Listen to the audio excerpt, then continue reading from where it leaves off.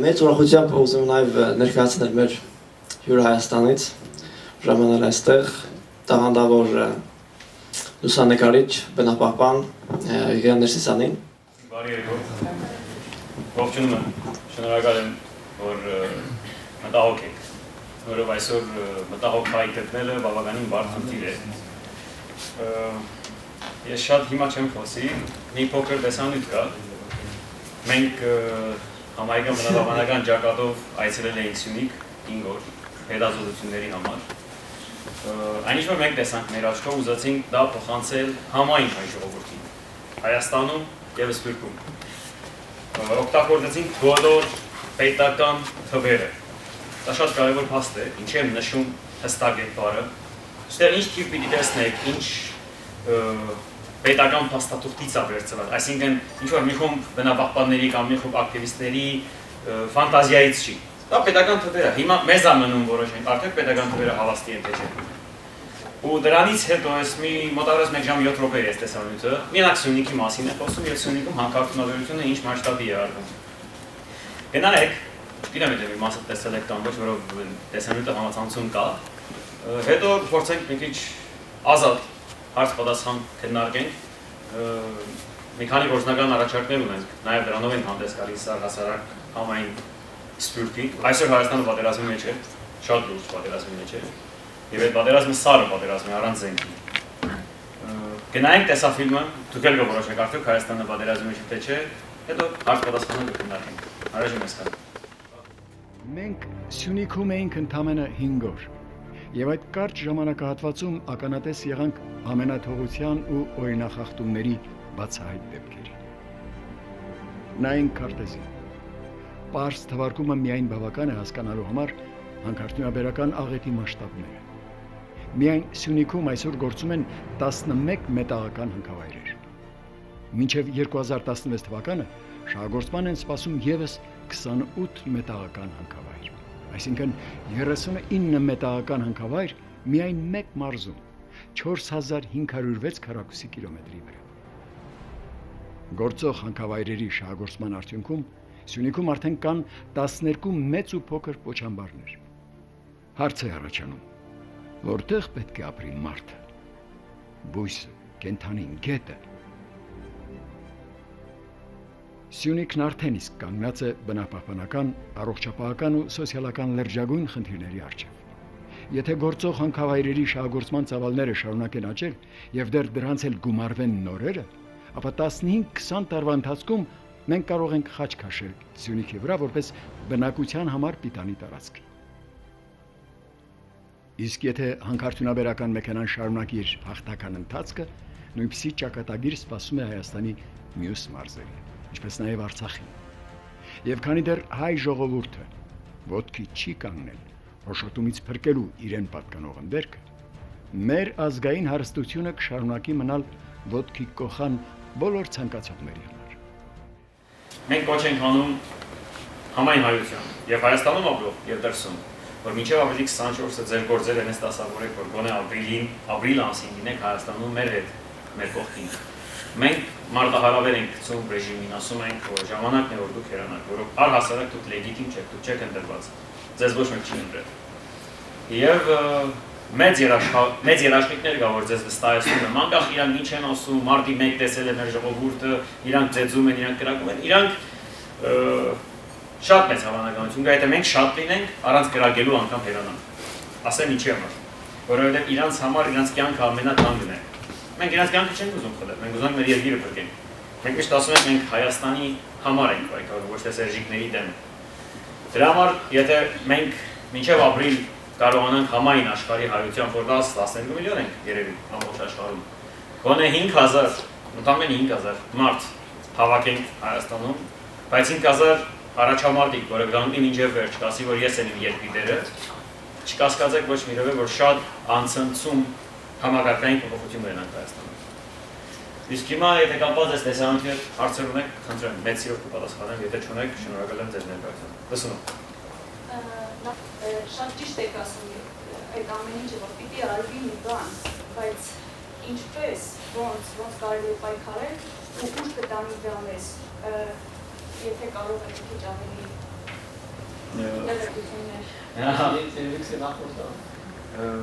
Բովանդակալից եւ բազմը ճյուղավորված հարց է ձեր հարցը։ Որտեղ սիրտը շատ է ցավում։ Բարձր, հասկացա, ձեր շնչառությունից ես հասկացա։ Նայեք, փորձեմ շատ բովանդակալից ու կարճ պատասխանել, որովհետեւ երկար եթե բացատրեմ, նայեք աշխատանքը մոտ 3.5-4 տարի արվում է։ Կա աշխատանք, որը հասարակությունը գիտի, տեսնում է, եւ կա աշխատանք, որը դատագիր է։ Կա աշխատանք, որ թղթաբանություն է։ Նախորդարանը միակ քաղաքական ուժն է այսօր։ Դա վստահեցնում եմ, ոչ թե որովհետև ես այնտեղ եմ, այլ այդպես է։ Ես ինքս բնապահպան մարդ եմ, ես իմ համար բնությունն է ամեն ինչից վեր է։ Ես հայրենիքս սիրում եմ իրականում բնության մեջով էլ, հետո ժողովրդին եմ գալիս, որովհետև իրականում մեր աղմուկները, մեր արմատները բնության մեջ է գտնվում։ Որ առաջարկում է հստակ լուծում։ Այսինքն մենք տեսլական ունենք, թե ինչպեսի Հայաստան ենք ուզում։ Մենք ունենք ռազմավարական հայեցակարգ, դա լոկ բարեր չէ։ Մենք ասում ենք Հայաստանը բոլոր ոլորտներում ինչպեսի պետք է լինի։ Մենք մի բանի ենք հավատում, որը շատ կարևոր է մեր համար։ Այս համակարգի մեջ, այս համակարգի դրամաբանության խաղի մեջ, որը կոչվում է ընտրություն, ոչ մի ձև չես կարող։ Ոչ համակարգային, ոչ էլ իշխանապահություն անես։ Դրա համար մենք որոշել ենք ստեղծել մեր կառավարություն։ Մեր կառավարություն, որովհետև իրանք լեգիտիմ չեն։ Խնդիր չկա։ Անգլիայում կա shadow government, չգիտեմ եթե լսել եք։ Այսինքն դու երբ որ մերժում ես իր խաղայականումները, բայց գիտես գնում ես իրանց հետ այդ նույն ընտրության, ապա Մուկուչյանը ինչ նկարի վերջում դա է լինելու։ Այսինքն Ռաֆին հաղթած նախագահ էր իրականում, չէ՞, բոլորը ոչ թե որով սիրում էին Ռաֆին, այլ որով ադում էին Սերժին, Ռաֆին ձայն տվեցին։ Բայց վերջում Մուկուչյանը նկարեց այս Սերժ դու հաղթել ես։ Նույնն է լինելու ցամուկ ասած մարդու հետ, որով դա իր ինստիտուտն է, դա իր խաղի կանոններն է։ Հասկանում եք։ Մերժում ես, ասում ես մերժում եմ քեզ, ստեղծում եմ իմը։ Դրա համար մենք օրինակ գործընթացը, որը սկսել ենք, մենք ասում ենք, եկեք հիմնենք խորհրդարան։ Երկիրը սկսում է խորհրդարանից։ Դա շատ կարևոր է, կառավարություն։ Մենք ունենք առաջնորդ, որը հայտարարել է ինքը, Ժիրայր Սեֆիդյանն է, Շուշի անձնային գումարտակի հրամանատարը, որը իրան նույնիսկ չսիրող մարդիկ, որը բոլոր մարդիկ չէ, բնեն եւ սիրող եւ չսիրող մարդիկ, իրա վրա բիծ չունեն։ Ինքը այն մարդկանցից է, այն առաջամարտիկներից է, որ չի ծախվել, այսքան տարիներ, որը կարող ծախվել, ոնց որ լիքը մարդ է ծախվել։ Ինքը այն մարդն է, որը ունի այս կարգախոսը, եթե դու մեծ ընտանիքի համար չես աշխատում, ապա իմաստ չունի փոքր ընտանիքի համար աշխատում։ Իսկ մեծ ընտանիքը դա հայ ժողովուրդն է եւ Հայաստանը։ Քանի որ դեռ բախտ ունենք եւ նման իրոք կա Ավարանցի Պավլիկը եւ կա Ալեքը եւ կա Ժիրայրը եւ հասկանում եք, քանի որ կան դեռ հերոսներ, որոնք մեր հետ ապրում են, մենք երիտասարդներս պարտավոր ենք իրանց հետ լինենք, հավատանք իրանց, չկասկածենք, չփնտրենք, բավով սրանք ուր են տանում մեզ եւ այլն եւ այլն։ Իրանք շատ ավելի ազնիվ են, քան լիք քաղաքական գործիչներ, որով իրանք անցած կյանքի ճանապարհ ունեն, հասկանում եք։ Ալեքի նման մարդը Մոնթեի ուսուցիչն է եղել։ Մենք այսօր Մոնթեյով հպարտանում ենք, մեր Մոնթեն զոհվեց դրա համար։ Չէ՞ որ հայերս ասում են գնա մերի արի սիրեմ։ Այդ պետքա հանենք, մենք պետքա մեր կենթանի մեծերին հարգենք ու իրանց հետ լինենք։ Գրկնում եմ, շատ կարևոր է նաև այդ էներգիան, որ դու դնում ես։ Այսինքն, երբ որ պայքարում ես ինչ-որ բանի դեմ, դու բարձվելու ես, որով դու բացասական էներգիայով ես պայքարում։ Իսկ եթե պայքարում ես ինչ-որ հանուն բանի, դու հաղթելու ես։ Ասեք, լսում եմ։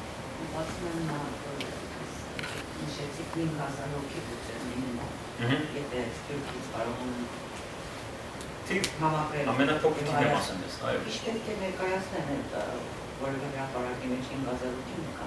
Մեծ Սպարտակցիները 300 հոգի են, մինչև հիմա իրանց հիշում են։ Այս Սպարտակ է, բայց այդ ժամանակ աշխարհը 6 միլիարդ չէ,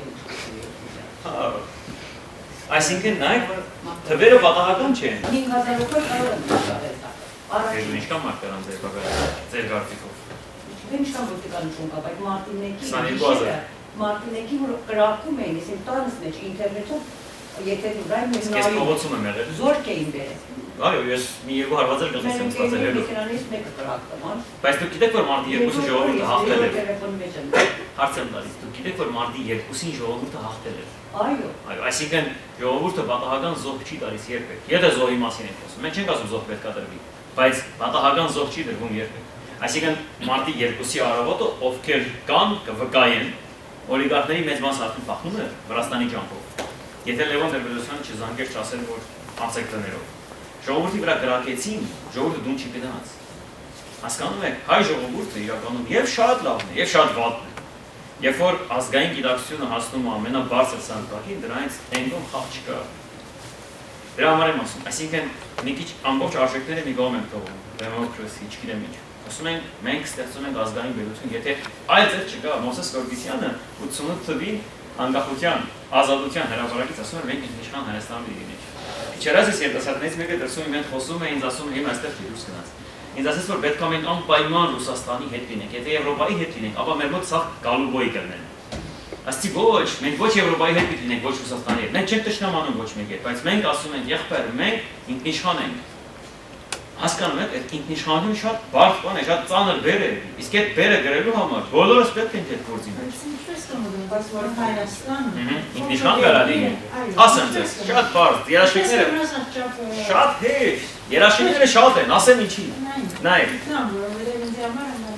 Չէ, անգարելի ընդհանրապես բան չկա։ Ամբողջ տարածաշրջանի շատ պրիմիտիվ բաների հիմա միգուցե հնչում, բայց դրանք հիմքային են։ Ամբողջ տարածաշրջանի խմելու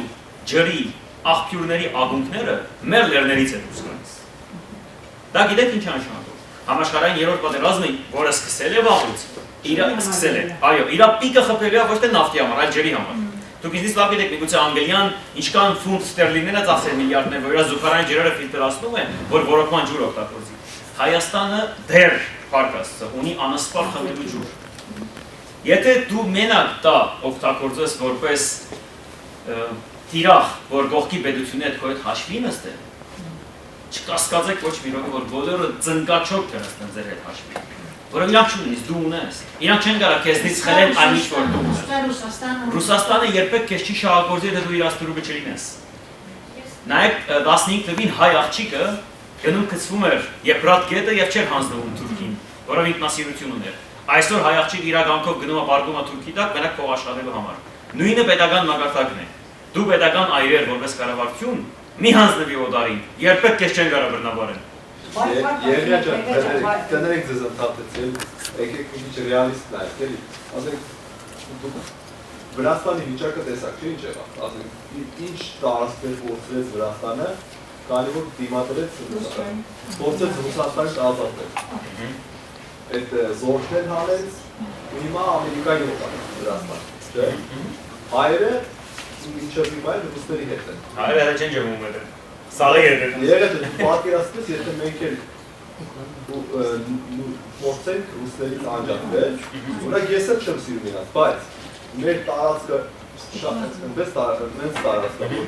ռուսներից եթե մենք անջատվենք, մենք կորցնենք Ղարաբաղը։ Ոչ միայն Ղարաբաղը, ես Մենք կորցնենք շատ բաներ, այսինքն մենք շատ չունենք։ Ասենք մենք կարող փոխենք մեր երկրի իշխանությունը։ Շույն, ասացիք, որ ես ասում եմ, որ մի րոպե եկածնեմ, որ մենք ուզում ենք Ռուսաստանից ազատվել։ Չէ, բայց իմ կարծիքով ռուսներն են կայացած մեր ղեկավարության մեջքին։ Այո, բայց ռուսը եթե գտնի Հայաստանում մի քաղաքական ուժ, որը իրան ավելի լուրջ թեվութիվում կգամնի, քան մի օր Ամերիկայի, մի օր Եվրոպայի, մի օր Ռուսաստանի, կներես արդյոք հետույքն է մտնում, այլ մենակ ռուսին դաշնագից կլինի օրինակ, դաշնագից, ոչ թե ստրուկ, հաստատ քեզ կօգնի ավել քան սերտիկների։ Իսկ թվում է, որ Ռուսաստանն ավելի ձեռնարկալի սերտիկների։ Որ դու բորնիկ լինես։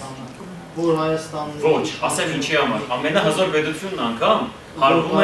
հարգում է հզոր թշնամուն, ոչ թե իր սիրուհուն։ Այսօր Հայաստանը Ռուսաստանի սիրուհուն է, ուղղակի։ Ձեր կարծիքով պատահական է Սերժիկը, որ ասեց Ամերիկայի դեսպանատան, ասեց, որ Վորոդանի հեքերը պիտի ծախենք ամերիկացիներին։ Հարց եմ տալիս, պատահական է, ոչ։ Գիտեք ռուսները քանի տարի է ուզում են այդ Վորոդանի հեքերը առնեն։ Եվ գիտեք ինչի համար։ Վորոդանի հեքերի մասին չգիտեմ, թե ինչքան եք տեղեկացել։ Վորոդանի հեքը ռազմաստրատեգիական գործոն է Հայաստանի համար, 67 թվի կառուցված։ Հարցը ամբողջ դրա մեջ է, որ քո ռուս հարևանը քեզ կհարգի ավել, եթե դու իր հետ ճիշտ գործակցություն անես։ Ախր մենք երբեք չենք ասում, որ մենք ռուսի կամ ամերիկացու դեմ ենք ուզում։ Դες բան չկա։ Բայց քո իշխանությունը քեզնից է կախված։